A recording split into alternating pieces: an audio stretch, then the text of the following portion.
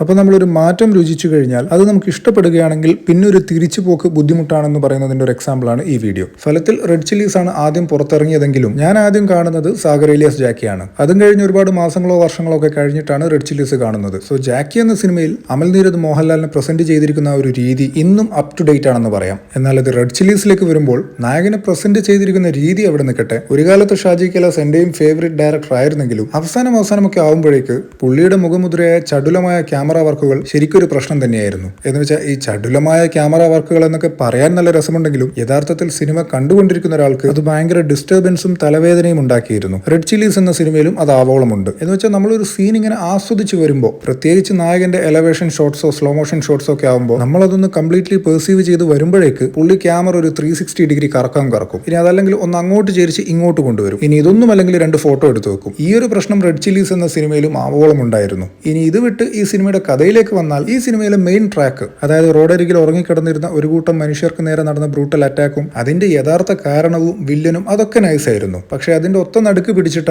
ആ red chillies ആർജേസിന്റെ പരിപാടി ഭയങ്കര കത്തിയായിരുന്നു. അതായത് മലയാള സിനിമയിൽ ഒരു കാലത്ത് ഒരുപാട് നാടൻ പെൺകുട്ടികളെ കാണിക്കുമ്പോഴും ഒരുപാട് മോഡേൺ ടൈപ്പ് പെൺകുട്ടികളെ കാണിക്കുമ്പോഴും ചില സ്റ്റീരിയോ ടൈപ്പുകളുണ്ട്. അതിൽ ആദ്യത്തേത് വേണമെങ്കിൽ കണ്ടു നിൽക്കാം, പക്ഷെ രണ്ടാമത്തേത് കണ്ടു നിൽക്കാൻ ഭയങ്കര അസഹനീയമാണ്. ഇനി നായകനിലേക്ക് വന്നാൽ, പുള്ളിയെ കാണിച്ചു വെച്ചിരിക്കുന്ന രീതി വെച്ച് സിനിമയിൽ നടക്കുന്നതൊക്കെ is a too small of a thing for him. അതുകൊണ്ട് ഒരിക്കലും നമുക്ക് ഈ സിനിമയിലെ നായകന്റെ ഭാഗത്ത് നിന്ന് ചിന്തിക്കാനൊന്നും കഴിയില്ല. അയാൾക്ക് ഇതൊക്കെ ചില്ലറ കളികളാണ്. പിന്നെ കാണുന്ന നമ്മളെങ്ങനെ ഇതിലേക്ക് കണക്ട് ആവും? ഇപ്പൊ നരസിംഹവും ആറാം തമ്പുരാനും ഒക്കെ എടുത്താലും എത്ര മാസാണെന്നൊക്കെ പറഞ്ഞാലും നിലത്ത് നിൽക്കുന്ന ഹീറോസ് ആണ്. പക്ഷെ ഇതൊരു ഇൻവിൻസിബിൾ ഹീറോ ആണ്. അങ്ങനെയുള്ള ഒരു ഹീറോക്ക് അങ്ങനെ ഒരു ഇന്റർനാഷണൽ പിടിപാടൊക്കെ ഉള്ള വില്ലനായിരുന്നു മുന്നിൽ വരുന്നതെങ്കിൽ ഓക്കെ. പക്ഷെ ഇതങ്ങനെയല്ലല്ലോ. എനിവേസ്, മാറ്റങ്ങൾ എന്നും അനിവാര്യമാണ്. ഇനി വരാൻ പോകുന്ന അമൽ നീരദ് എന്ന മാറ്റത്തിന് ഇദ്ദേഹം തന്നെ വഴിയൊരുക്കി കൊടുക്കുന്ന കാഴ്ചയായിരുന്നു നമ്മൾ റെഡ് ചില്ലീസിൽ കണ്ടത്.